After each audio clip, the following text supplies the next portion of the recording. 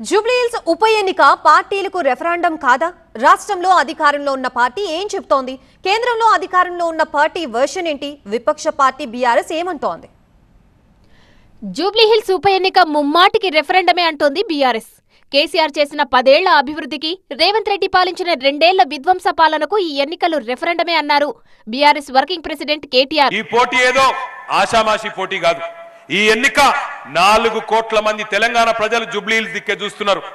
4 లక్షల మంది ఓటర్లు ఉన్నారు జూబ్లీహిల్స్ లో. మీ 4 లక్షల మందికి 4 కోట్ల మంది తరపున తీర్పునిచ్చే ఒక అవకాశం వచ్చింది. 10 ఏళ్ల అభివృద్ధికి, 2 ఏళ్ల అరాచకానికి మధ్యన జరుగుతున్న పోటీ ఇది. 10 ఏళ్ల వికాసానికి, 2 ఏళ్ల విధ్వంసానికి మధ్యన జరుగుతున్న పోటీ. 10 ఏళ్ల సంక్షేమానికి, 2 ఏళ్ల సంక్షోభానికి మధ్యన జరుగుతున్న పోటీ ఈ పోటీలో తీర్పు చెప్పాల్సింది మీరు.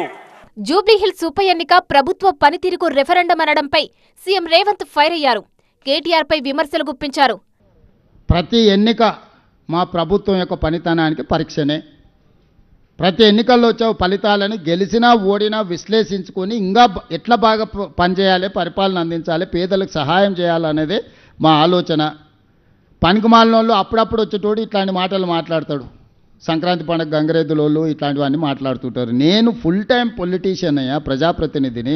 2006లో జడ్పీటీసీకి ఎన్నిక అయినప్పటి నుంచి 2026 వరకు 20 సంవత్సరాలు నిత్యం ప్రజలలో ఉండి ప్రతిపక్షంలో ఉంటే ప్రశ్నించడం, ప్రభుత్వంలో ఉంటే పరిపాలన చేయడం. ఇదే ప్రజాస్వామిక స్ఫూర్తి. దాని ప్రకారం ముందుకు వెళ్తున్నాం. ఉప ఎన్నిక రెఫరెండం కాదు అన్నారంటే కాంగ్రెస్ ఓటమిని ముఖ్యమంత్రి ఒప్పుకున్నట్టే అన్నారు బీఆర్ఎస్ నేతలు.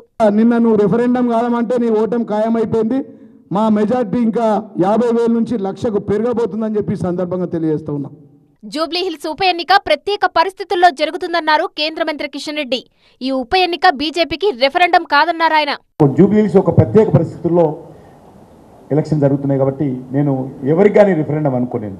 పార్టీల వర్షన్ ఎలా ఉన్నా జూబ్లీహిల్స్ నియోజకవర్గ ఓటర్లు రెఫరెండంగా భావించి ఓట్లేస్తారా, లేక ప్రత్యేక పరిస్థితుల్లో జరుగుతున్న ఎన్నికగానే భావించి ఓట్లేస్తారా అన్నది మరో వారం రోజుల్లో తేలనుంది.